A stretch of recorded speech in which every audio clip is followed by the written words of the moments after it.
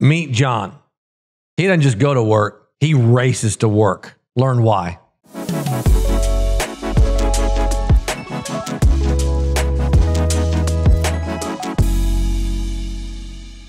Welcome to Decision Points. I'm Doug Hudson. I'm Scott Wood. And man, fired up to have our friend and colleague, Johnny Altschuler with us. Thank you for having me. What's up? Doing good. How's the family?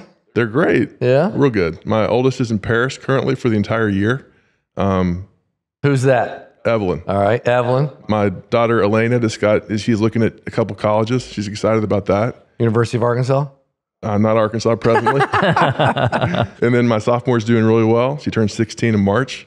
And my son is a 7th grade violin player. What's the most impressive song he can play right now? Gosh, I wish I knew the names of these musicians. I don't know, but I will tell you that his progress to me is so impressive as someone who's not musical. Yeah. And I was an athlete growing up, so I'm learning music as I go. It's amazing to me how fast they improve. You learning to play anything? I'm not, but You thinking about an instrument? Not yet. Does he look like a drummer to you, or? I think a bass player. I was gonna go bass player next. Music's not quite my deal, but I enjoy watching him do it. Is Lori musically inclined? Lori's very inclined musically. What she play? Everything can play. What is she it? can play piano and she can read music, and so that's helpful in teaching him at home. It's awesome. Yeah. Either you or Alicia. I took piano lessons when I was a kid, but I hated every minute of it. Yeah, it was one of those things I was forced to do. Yeah. And then a few years ago, I started playing the guitar a little bit, but I probably hadn't picked it up in a year and a half. So Yeah, I have. It sits over in the corner of my study at home. It looks really nice over there in the corner, but I've started at least 10 times playing the guitar, and can't ever make it quite past the finger hurting part. Where are you from? Here, Yeah, where here? Where specifically? God's country, Campbell and Coit. So if you're not listening, I think we need more details. That may be Richardson, Texas. I grew up outside Richardson. Oh, Yeah, I grew up in Dallas. Yep. On the Dallas side of Coit Road. I was 5 years behind Scott at Pierce High School. That means you're 5 years younger than Scott. That's right. this also seems to be a theme. John and my brother were in the same class. Oh, no way. Yeah. I didn't know you and Craig. Yeah, we're the same age. Yeah, very cool. What was growing up like? What were some highlights? What were some lowlights? Just a great youth. My family was just fantastic, and feel real fortunate how I was raised. My parents still live in the house I grew up in No Scotia. way. Yeah, a simple upbringing, really. Yeah. Did good in school, loved athletics, made a bunch of good friends, Yeah. developed a real affinity for our city. You love Dallas, don't you? I do. Yeah. Yeah. I moved to California for 2 years of grad school. You did? Yeah. Yeah. Where'd you go? I went to Berkeley. Okay. Yeah. So that was the first time I was more than 7 miles away from home. That explains a lot, actually. Like 7 miles from home or Berkeley? Berkeley. Yeah. The Berkeley part. But you'll get to know Johnny as Scott and I. Scott's known you a very long time. I've known you at least 25 years. I have tremendous respect for you. Thank you. Brothers, sisters? Little brother who lives in Tallapoosa, Georgia. Never heard of that. Georgia. Where and what's he doing there? I think it's in the center part of Georgia. Okay. And he works for FedEx. So where'd you go to college and how'd you make that decision? You know, I went to SMU. I decided in April of my senior year to go there. I don't think I wasn't making good decisions at that point, but I mean, it proved to be a good decision to go to SMU, but the way I was coming to my decision, it didn't make sense as I look back at it. Why, in your estimation, you were young, Yeah. but why do you say you weren't making good decisions at that point? I think I wasn't aware of like all the opportunities. I wasn't fully processing that, hey, like there's lots of places around the country you can go to school. There's different caliber universities. That just wasn't on my radar at all. I don't know why, but I think I had a pretty athletic mindset. I wanted to play college basketball, and I had the chance to walk on at SMU. So I was like, I'm going to go that direction. Yep. And I ended up not walking on there, but like that's the reason I went there. I think that's typical, like generationally. Like I just don't think our parents, and maybe, growing up in Richardson, like it was not on my parents' radar screen to say, hey, you got an entire country. Right. You got the world, really, but you got the entire country to look at in terms of choices for college. Because I kind of did the same thing. I was going to go to SMU until the very end, and then finally I was like, why would I stay in Dallas? I'm gonna go all the way to Waco. Hour and a half. Yeah, I'm gonna go an hour and a half away, and ended up at Baylor. But I basically applied to SMU and Baylor, and that was it. So I had a similar, I just wasn't aware. You didn't apply to Texas or A&M? No. Wow. He's not going to A&M either. So True. yeah, it's not gonna. But I want to sit on that for a minute. How do you think you process decisions now versus then? I think I'm more informed. I read a lot. I've traveled a lot. I've got a wide range of friends. So I think my experiences just give me better insight into things. I've never really thought about how I make decisions, but I do think life is a series of decisions. And I think like once you have a track record of making good decisions, you have more confidence in your decisions.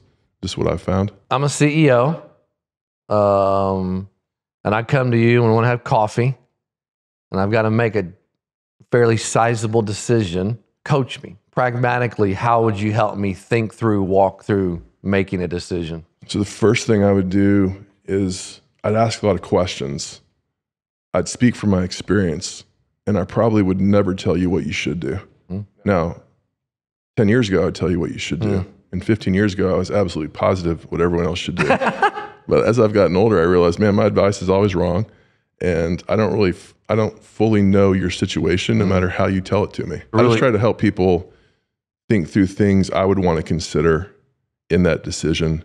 And then I think it's helpful to talk from experience and let the person make their own decision. I think this is a really valuable conversation. So Scott, trump me if you think we ought to move on, but I'd like to follow up at least one more question.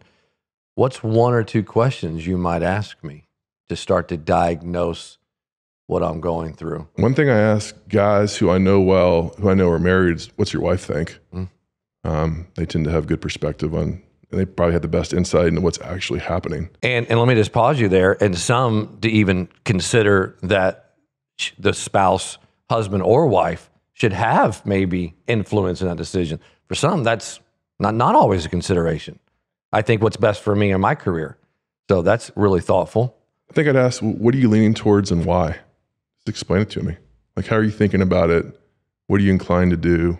What's the process that you've already gone through to get to where, the decision point that you're at? Right. Yeah. After college, what happens? What do you do after SMU? I got to Trammell Crow Company quickly. Okay, you say quickly. Yeah. Why? Did you know that was the career you wanted, and why? Why do you say quickly? So I interviewed on campus at SMU. I went 0 for 15. Just did terrible on campus.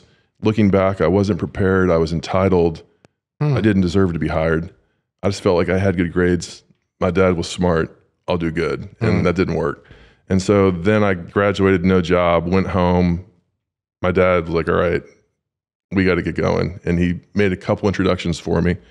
I ran down introductions, got hired to do a small real estate firm, worked there a year, learned a lot, really enjoyed the people I was working with. Wasn't making that much money, wasn't growing as fast as I wanted to. Got an opportunity from a college classmate to go work at Crow. So I say quickly, it took me a year to get to Crow, but that was a good place to go. Was Crow on your radar screen? Like today, I feel like everybody knows about Crow, but like back then, Crow was even then for real estate in Dallas, Crow was the big time. Yeah. So where did you determine you wanted to do real estate? I didn't. It was a case of like, I got a real estate job. Okay. Yeah. So it was the job, not the category. Right. The category was job. Yeah. Yeah. And Dad said, you're getting out at some point. Yeah. So I'm sitting there living at home with no job. So I just needed to get a job as fast as I could. Yeah. You could have easily been in wealth management or manufacturing. Else. It was a job. Exactly. Yeah. That's awesome. But I liked it. So that first job, you said you learned a lot. What do you take away from it? What are some highs and lows that you learned from that first job? Man, I wasn't going hard. I was trying to figure out how to do the least possible and keep rolling. Wow. And that wasn't good. But what I was doing that was positive was I was networking. Yep. And I was working the crowd that was 22 to 28 and getting to know the people in real estate in Dallas. And I continued that for my next 5 years at Crow. Okay. And developed a really solid foundation of kind of the under 35 set in Dallas real estate during that time period, which has been foundational for me as I built my career. Yeah, because you've grown up and obviously now they're all owning and making decisions. Right. So you planted a tree that took a little while for some of the shade to, when did you go to Berkeley? I was 27. Okay, so you did 5 years at Crow. And then you decide, and why you decide to go to more school? My dad had done that. I've always felt like that was how he prepared me to advance my career. In undergrad, he told me, study whatever you want. You can't study business. You can go to business school later. So I studied psychology at SMU and history. And then I just felt like it'd be an opportune time to go somewhere else and to experience a different part of the country, meet some new people. And so that was a fun 21 months in California. Did you apply other places, or you knew Berkeley's where you wanted to go? I applied to other places and got told I wasn't desired. Harvard, Stanford, Northwestern told me to stay home. Interesting. Berkeley, I got in off the wait list. One of the things I love about Johnny is you always will tell it straight and plain. And what do you take away from the Berkeley experience? That was fine. It's just a great 21 months. I was there for the boom and bust of NASDAQ. So that was interesting, fascinating to be part of, like just in that area where you show up, prices are going through the roof, can't find housing. I'm leaving. None of my classmates can find a job. So like it totally turned in those 21 months. So experiencing that was, I think, helpful in my life. And then being exposed to a different way of thinking was helpful. Being exposed to the state of California was cool. Why being exposed to different ways of thinking? Why is that helpful? I remember my application to Berkeley, I talked about how I felt like I didn't want to be 60 years old and to be telling a grandkid, hey, look, I spent my whole life in Dallas. It's all I ever did. And to have that kid say, why didn't you go look at some other place? The technology was going through the roof. Like, how'd you miss that? So I felt like just being in California, that economy is massive. Yep. The vibe's a lot different than most places, and it's just a place where people make fortunes. Yep. Yep. So did you leave Crow and I did.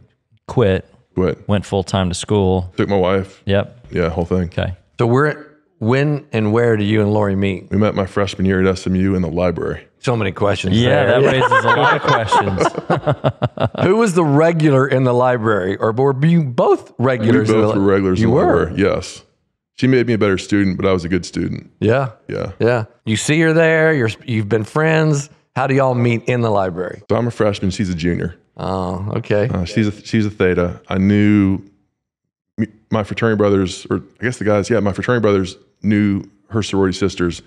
And I kind of had confirmation that she thought I was cute and I thought she was cute. You had a little inside information. Yeah. So then it was a case of, we were both in the library late at night and I just went up and said, hey, my name's Jon Altschuler. I've seen you around, and that's how I met her. It's just you and me here tonight. And That's right, yeah. in the library. You want to read some Thoreau or Shakespeare? Yeah.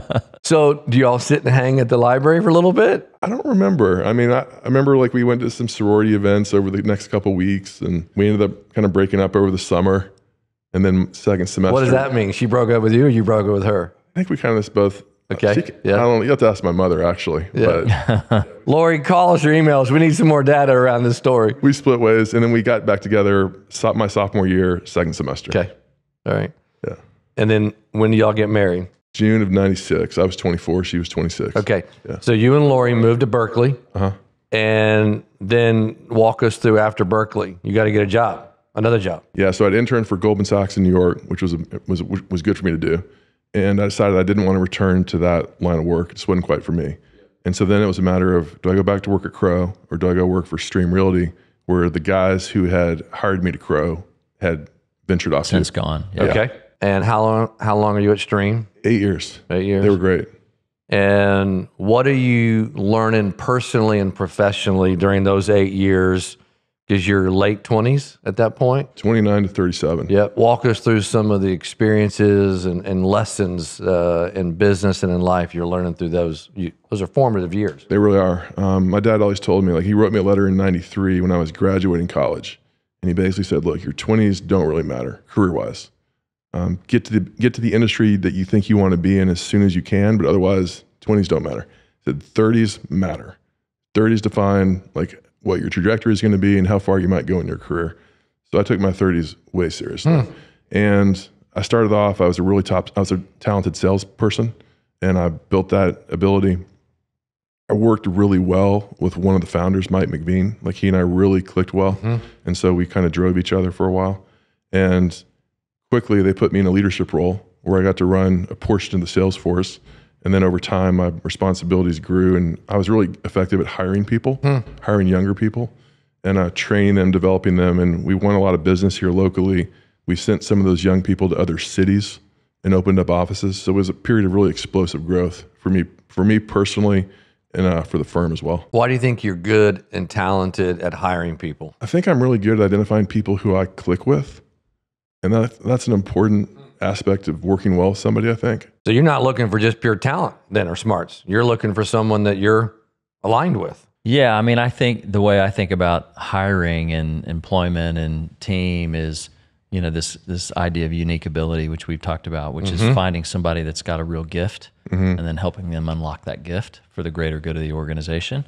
But I think there's a value component that has to sit on top of that, right? So whether you maybe align on, you know, pick a topic is less important as long as the values line up, right? Because if the values don't line up, then you're going to have problems, right? Gun control or gun rights isn't necessarily the value. The value is, and I want you to react to this, respect, that you have respect for one another's opinion or value. Right. Yeah. Respect, mutual respect is a non-negotiable, so to speak. That's the kind of values we're talking about. Yep. I also like open-mindedness. Like I like being able to talk about things we disagree on. I try for my blood pressure and my heart rate not to increase. That's kind of how I gauge how good am I at being open-minded. You're at Stream for those years, and then why do you leave, and what do you leave to? So I wanted to do my own thing.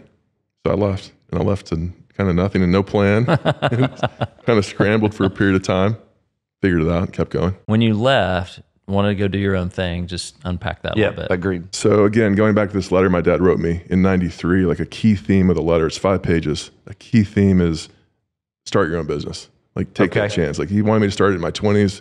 I didn't do that, but like I realized as I was progressing through my career at Stream. What did your dad do career-wise? My dad's Harvard MBA Baker Scholar, which is top 1% of the class, has a corporate career. And I think he is proud of his career, but wishes he could have done more and thinks he would have done more if he'd been on his own. Yeah. Assuming you still have this letter. I do. How often do you read it? I send it out a lot. I send it to people a lot. Do you really? Yeah. Will you send it to me? Of course. Yeah, me too. Yep. Yeah, I'll be glad to. It's funny. I meet young people frequently, and I always, so often it's like, hey, what we're talking about right now, my dad talks about this in this letter. I'm going to send it to you. You know, it's a unbelievable gift to have that letter, right? Like, I'm assuming your dad's still alive. He is. Yeah. Yeah. I mean, that's an unbelievable gift that he gave you. He gave me 2. He sent me a letter in 2006 following up on a request I'd made about how to be a good parent in 2002. And he starts the letter. he starts the letter. Took 4 years. 4 years. He says, you know, I want you to know I'd never forgot about your requests, but it took me a while to write this because I feel like I'm writing about something I didn't do a good job at. And then he writes this beautiful 2 pages about like the fundamental essence of what it takes to be a good parent. And then he goes into like 2 pages like bullets, like do this, don't do this, do this, don't do this. And in those first 2 pages, he says that the key to being a good parent is to be a good person. And he says, you know, if you're being a good person, if you're controlling your self-centeredness. The more you can control your self-centeredness, the better a person you are. Therefore, the better parent you'll be. Will you share that letter? I'm glad to. Yeah. I'd love to see it. So keep going to, the why. Why? Yeah. Why did you want to Because you were talking about, want to do obviously your dad thing? said, Yeah. and I want to come back to that as well, but he said, start your own business. 2 other reasons that kind of shaped me at that time. One, I read The Big Rich, which was a book about oil families in Dallas, oil dynasties in Texas. Kind of read that book and realized at some point reading that book, I'm not reading about any divisional presidents here, which is what I was in my job. I was reading about people who had taken inordinate risks, like put it all on the line, taking chances, and made big things happen. So that was one thing. Another thing was I knew that to the extent I had like big aspirations, like to be governor of Texas, for instance, like you had to be an independent business success. People don't get to that post in the business world, like working for somebody else. So I wanted to have that option. And then I wanted to have the chance to make more money. And I felt like I could do that on my own. How did the Stream guys take it when you said you were leaving? The day before I left, and Lori and I had talked about this for a long time, and like family wise, it was never quite the right time. And there was deals we were working on. It was never the right time. Well, I went to YPO forum training on a Thursday, all day deal. I was in another chapter's training. I was with 7 people that were being dropped into a forum. I was just the 8th person. I wasn't going to be in their forum. And I kind of was observing these folks throughout the day. And Like, man, they seem to have better careers than I do. They're not sharper than I am, I don't think. The difference between me and these people is that they started their own business. And so that's kind of like, I kind of left that form training, went to Lori and said, look, I'd really like to quit. She's like, fine. So I went and talked to Mike the next day and quit. And we worked that out over the next 3 days. Those kind of decisions never quite seem to be the right time. I mean, there's always something that's like, but. Well, it's never the right time, and then I think to a degree people feel like, oh, I got to have all the answers, and when I have all the answers, then I'll make the jump. Which we know is never. Which you will never have all the answers. So speak to that. We've got someone listening right now. I love your language. You looked in that room. You didn't think anybody was necessarily sharper than you, but they all had their own business. There are people, obviously, a lot of our listeners are business owners, entrepreneurs. A lot of them may not be. They might be working and have had this desire. How do they think through? Coach them. So I thought a couple things. One, like, I've been successful to this point. Why am I going to cease being successful just because I'm on my own?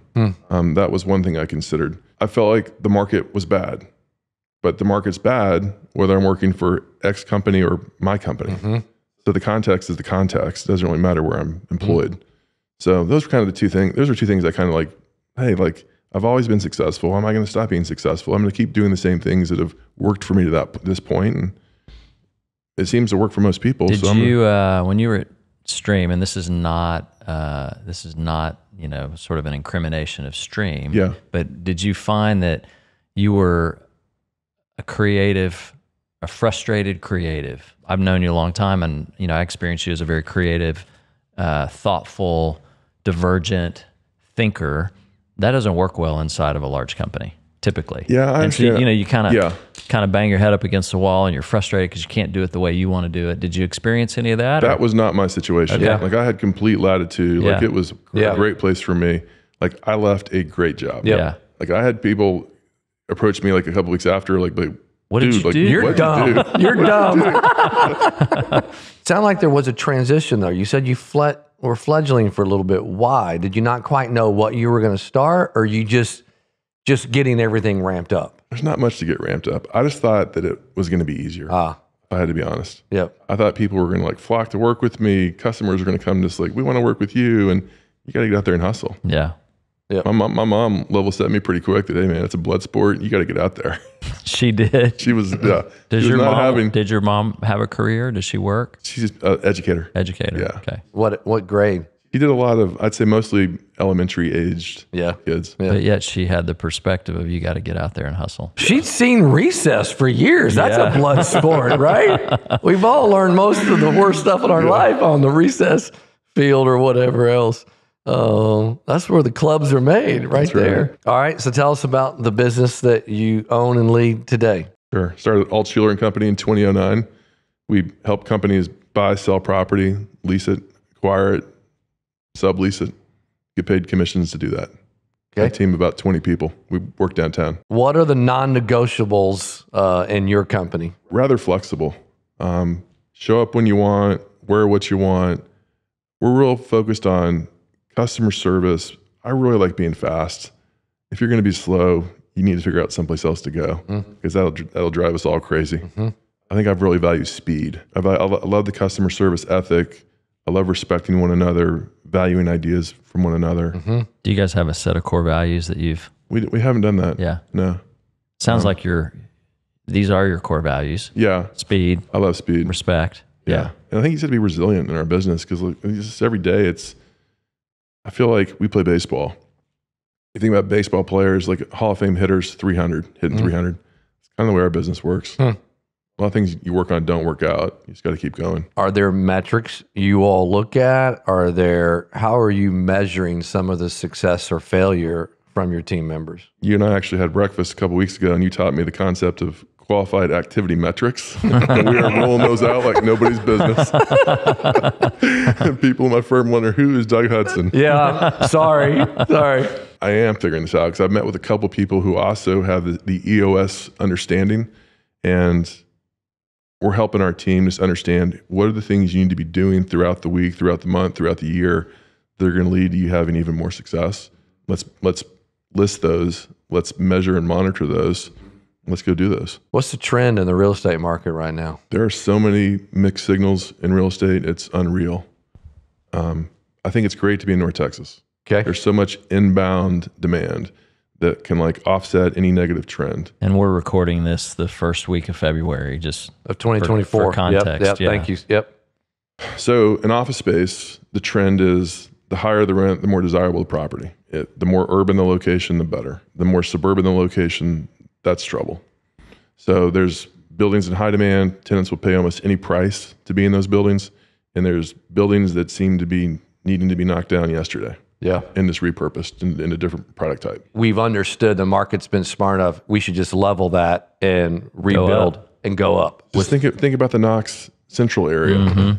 That area is going to be more vertical than Preston Center. Yep. Yeah. Downtown appears to me to be on a track to like repurpose the existing buildings. Gotcha. Yeah. Convert from office to residential. That seems to be the at the moment trend. Industrial's in high demand. Multifamily seems to be the product type that's been most hit by the rapid change in interest rates. Multifamily or? Well, it's just slowed. Like this, the capital stack seem to be getting addressed fastest in multifamily. Okay. Like the crisis from interest rates is somehow primarily right there. Interesting. Is my observation. Yeah. And that, I think, that became like industrial, a super hot area. Yeah. Lots of people moving into it, lots of leverage, lots of, floating rate debt. Right. Yeah. They got frozen. Yeah. Yeah. Are you building, do you go by Alton Company or Altschuler and Company? The firm's Altschuler and Company, but we get called Altco and Altco. whatever. Yeah. Okay. Our logo's Alt plus Co. Yeah. That's what I thought. Yeah. Yeah. Yeah. I want to say it right.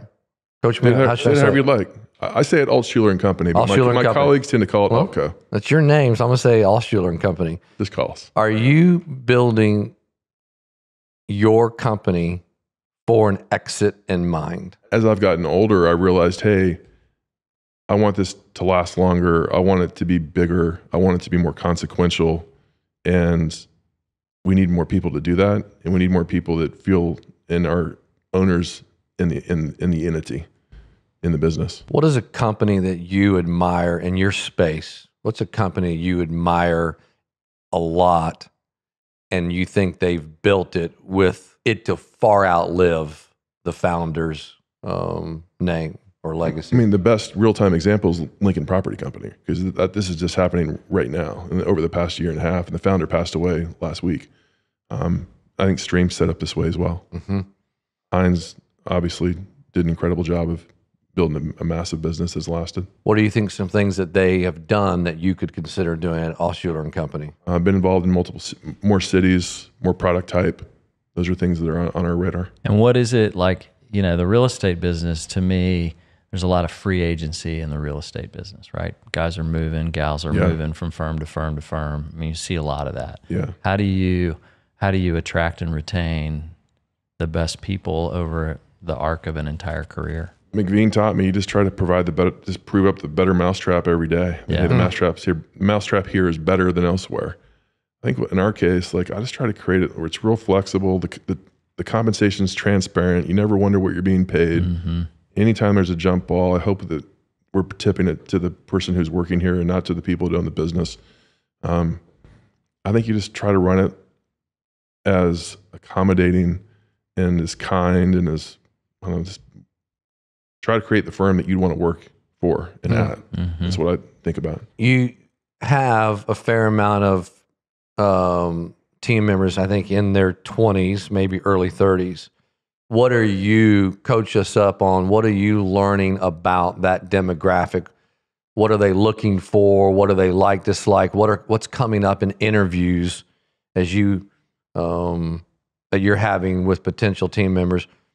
What are the trends in that demographic? The trend I noticed that's most pronounced to me is just the need for flexibility in where people are working, particularly as it relates to parenting.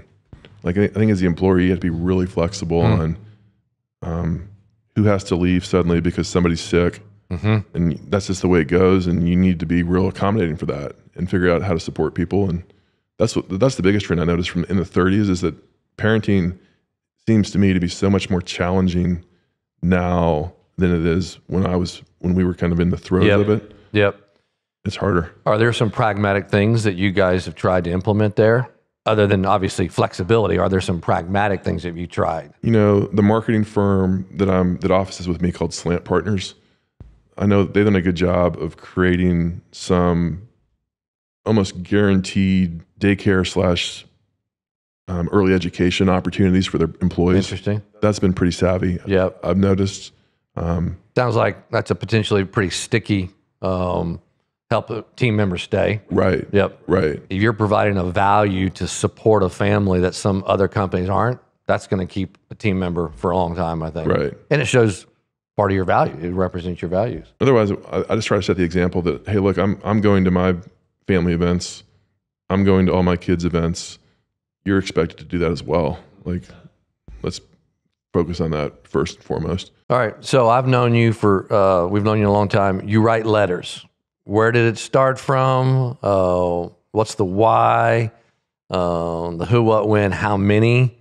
Who's receiving those letters? Love to write. My mom made me, before we could play with our Christmas presents, we had to write thank you letters. It's like that was kind of how we were raised. And then somehow she taught me to follow up with people after you met with them and to write them letters. And so I did that a little bit in high school probably. And then professionally, when I got to Crow, I watched Pryor Blackwell, Chuck Anderson, all these guys like spend a lot of time writing letters. Like I can remember being at my desk late, call it 6:30, and Pryor being at his desk with his assistant in a chair next to him, just handing him the next card. And like some of the letters he wrote, man, they were awesome. I'd get awesome letters from Pryor. And so that was affirming to me that, hey, this is a way to do it. And I've just enjoyed it since. I like writing people. Just whenever we have an interaction, just following up with that, telling them what it meant to me and just encouraging them or expressing I hope to see them again soon. And then it's built into, I love to travel and go find new stationery. And I'm really big into pens and what pens do I use and what stamps do I buy. And like there's a John Wooden stamp coming out in March. Can't wait to have it. So incredible. How many are you writing on average per week? I bet at least 20. What pen are you currently obsessed with? I use a purple pen called Procky from Japan. Where do you get it? Japan. Seriously? I can't get it on Amazon or online? I got to go to Japan to get this pen? You can get it online, but you have to go through Japan. Like Yeah. It's coming from Japan. Yeah, it's coming from Japan. Yeah. Ink, ballpoint, felt, what is it? The ink's called archival, which means once the ink hits the paper, that's the way it's going to be. Like I could dump my water, my tea on the paper, and the ink is not smearing. So it's called archival ink. Are you left-handed or right-handed? Right-handed. Okay. See, for a lefty, that would be valuable. That's a good point. Because you can't really write with a fountain. Are you lefty? I am. You can't write with a fountain pen, which I enjoy those too. Yeah. We might consider you writing more letters, but we're going to have to make them more legible. Yeah. Is it real just like... No, it's actually very if you look pretty. at it from a distance, it's very precise and, linear maybe. Yeah, I think you just can't read it. You need translation on all of it. What's the future of Altschuler and Company? What's next for you all? My team's as good as it's ever been. I'm real proud of who we have and how people are being developed and the clients that we have, and just hammer down, keep going. Do you guys run EOS or anything like? We're starting that now. We have not done that. Yeah. I had never heard the term until 2 weeks ago. Seriously? Seriously. Wow. I don't know how I've been. Are you going to use an implementer or are you going to do it yourself? I'm always inclined to do stuff like that myself. Yeah. And I'm probably inclined to modify it to what I think works best for me and our firm. Yeah. I pushed you on that, and as you're listening or watching, EOS is an entrepreneurial operating system. It's not the only way to run a business or run a track to run on, but the conversation that Jon and I had was it is a track. There are others.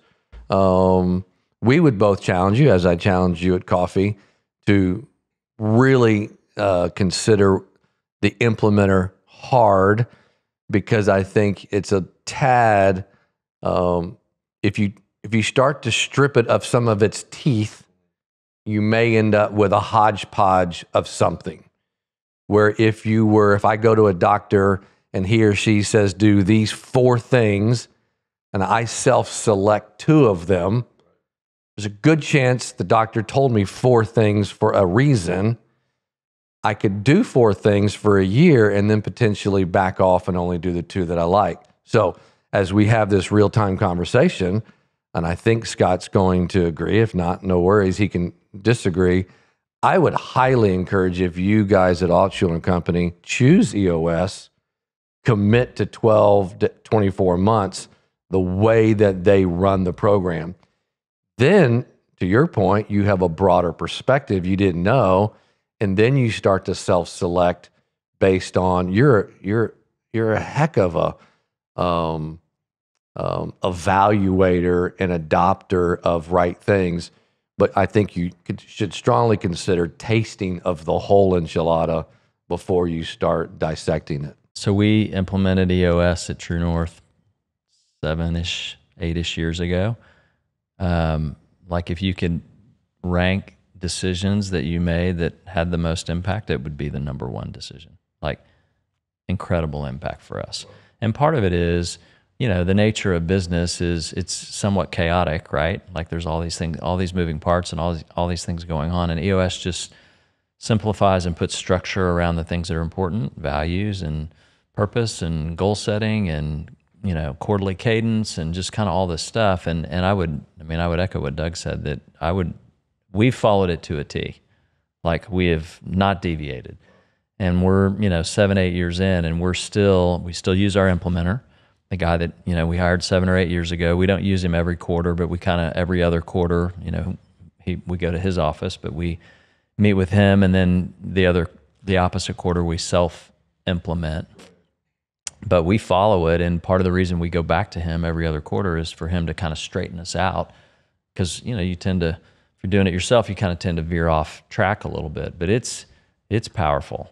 And, you know, in terms of creating alignment with your team and just getting everybody on the same page, and then not just getting everybody on the same page, but creating this environment where everybody's part of the vision, part of the future. Everybody kind of knows the piece of the puzzle that they're working on to drive it forward. It's powerful. And I think one of the things that I may have shared this as well, but I've been a part of it for 4 or 5 years, is there's an objectivity to that outside person.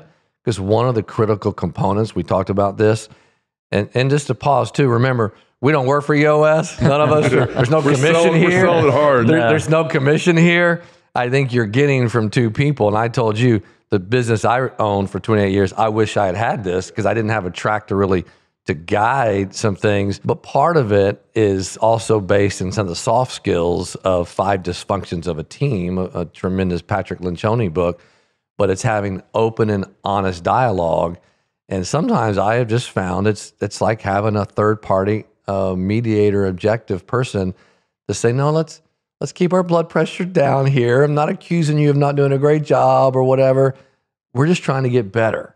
And sometimes that's helpful with the third party. Yeah, and to be clear, like you said it, but there's other, you know, Rockefeller Habits was one that we were exposed to, you know, back in the EO days early on, Burn Harnish. And then, you know, there's a book, Make Big Happen, that's got another methodology that sort of sits underneath that, that's very EOS-like with a coach. And so there's a number of different methodologies that are out there. And I think, you know, the important thing is for a small business to pick one and then run on it. And then what it does is it ultimately frees your organization up to go focus on the work that's unique to Alt & Co.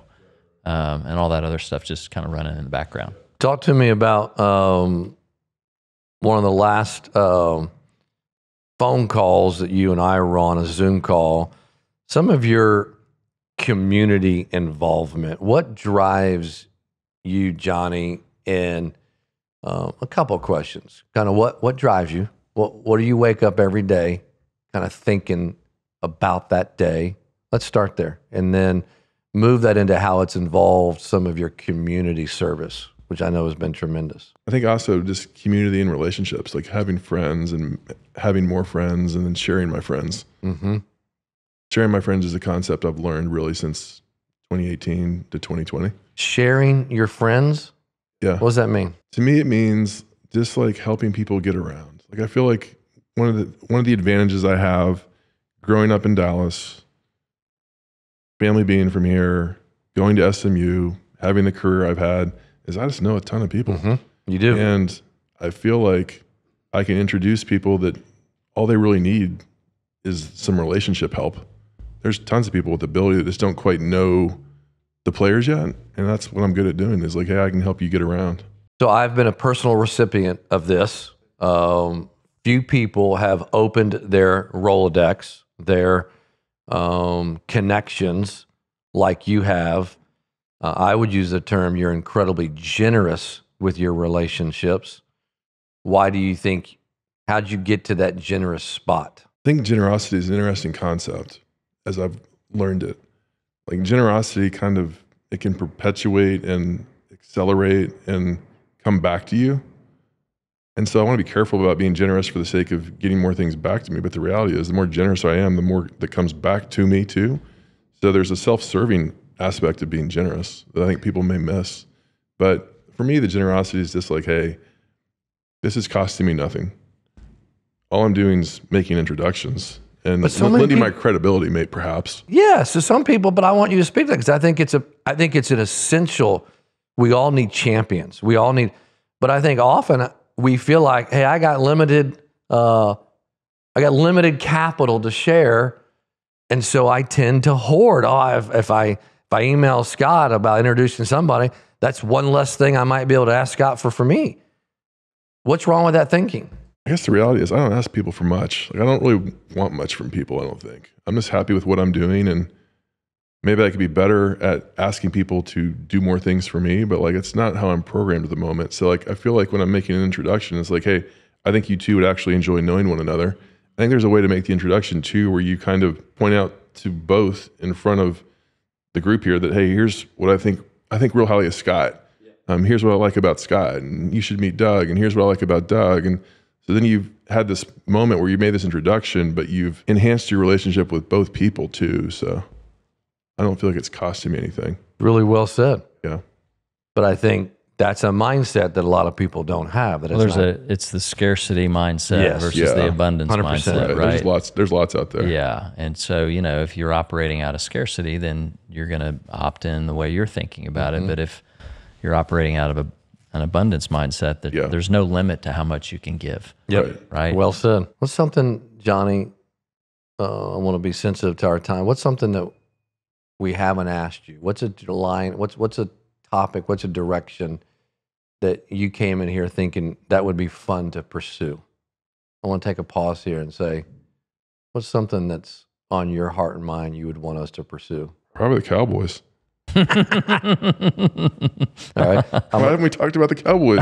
We're in Dallas.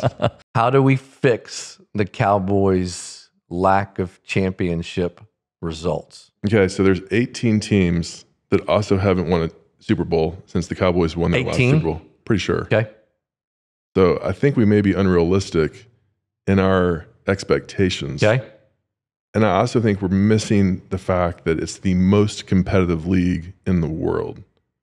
Best players, most resources, and NFL seasons come down to 5 or 6 plays. And if one or more of those don't go your way, absolute decision maker, the Cowboys, would you make any changes? And if so, what would you make? First of all, I understand why they may not be making any this year, like given like the age of everybody and how what their outlook is versus our outlook as fans who look for the next 30 years, perhaps. I don't know. I mean, I think your quarterback's a good quarterback. He's not the best quarterback, but there's only one quarterback who's the best quarterback. You're not going to get Mahomes. McCarthy seems to build good culture, and he develops players well. I don't think he manages the game well, but I don't know what to do. I just think it's fun to watch. No, you have to be. You're the CEO. Are you going to make any changes? I had one really funny thought recently. Yes. On this topic, and the thought was, okay, so Jerry put Jimmy in the Ring of Honor. He needs to put himself in. Finally. Well, that wasn't a funny That would thought be awesome. That actually is genius. And then maybe resign GM role. I'll say it first. I'm a Charlotte Jones fan. Don't know her personally. Had a couple of encounters about things that she's done and said. I'm a Charlotte Jones for general manager. Well, so we get Jimmy in the Ring of Honor, right? So the thinking is, okay, first gone. all that baggage is, we've cleared that now, right? Did you guys see the halftime with Jimmy when he went on his rant. It was awesome. And so I think we should bring Jimmy in for one season to coach for one season and just see what happens. And then it'd be fun. And guess what? It'd be fun and there'd be a lot of energy around it.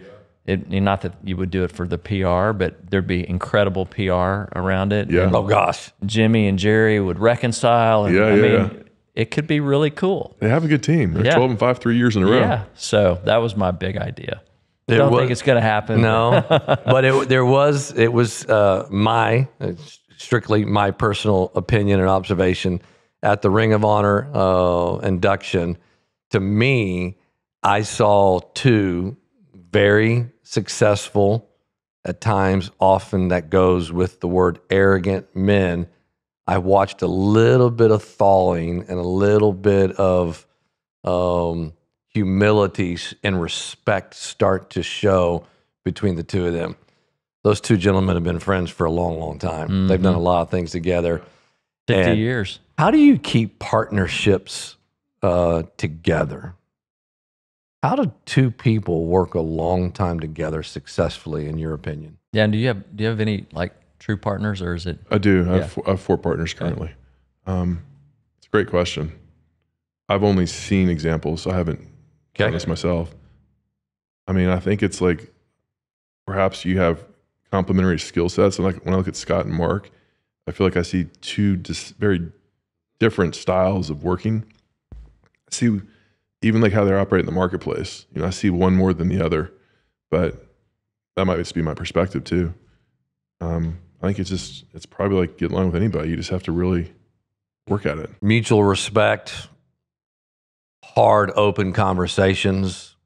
If you're not having some kind of probably continuous weed pulling between the 2 or 3 or 4, that probably means someone's growing weeds, but they're not communicating that weeds are growing.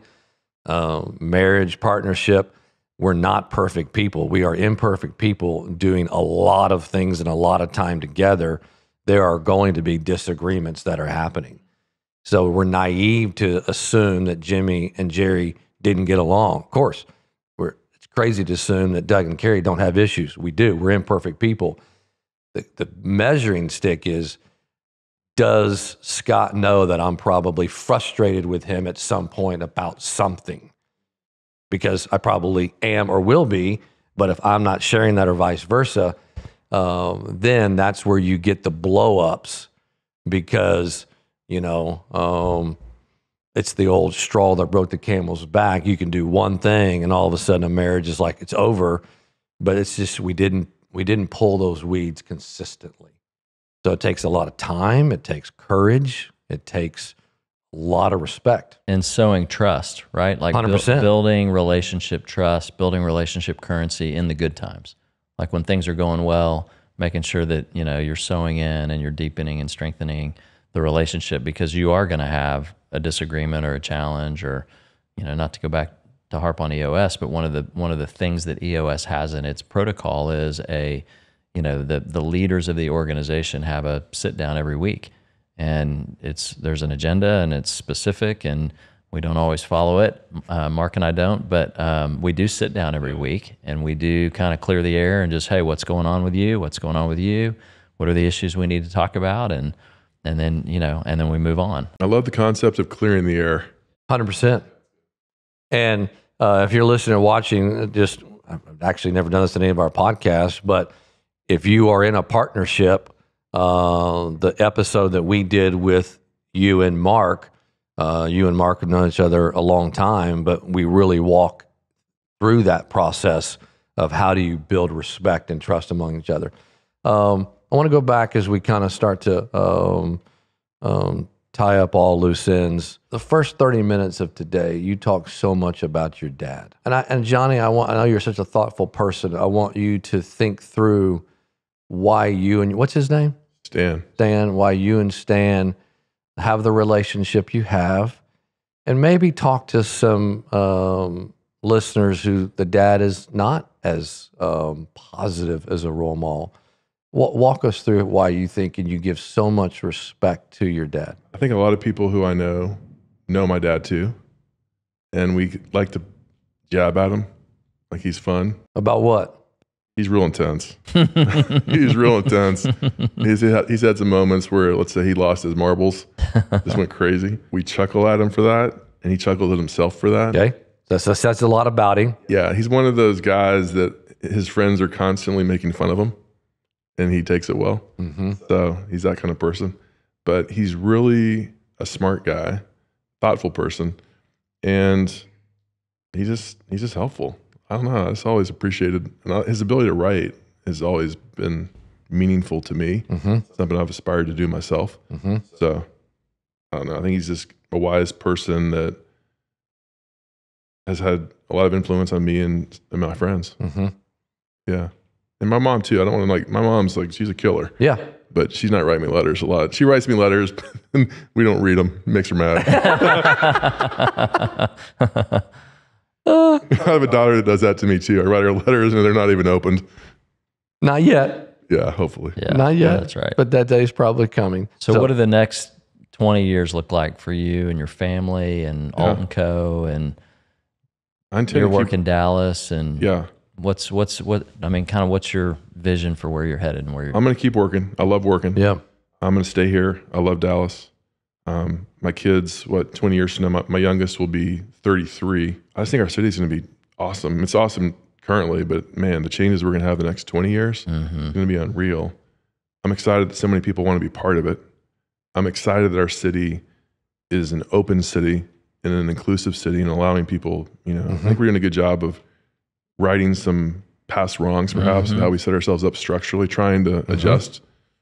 So I think Dallas can show the nation and maybe even the world, like how you all come together and get along and prosper, which will be good. I'm just gonna keep trying to work hard, share my friends, like level playing fields where I can, and just make the place a better place. What is level playing field as much as you can? What does that mean? To me, it just means like wherever you have power or privilege, like do what you can to level that space, make it more accessible to more people. What That's are you good. doing to help try to do that?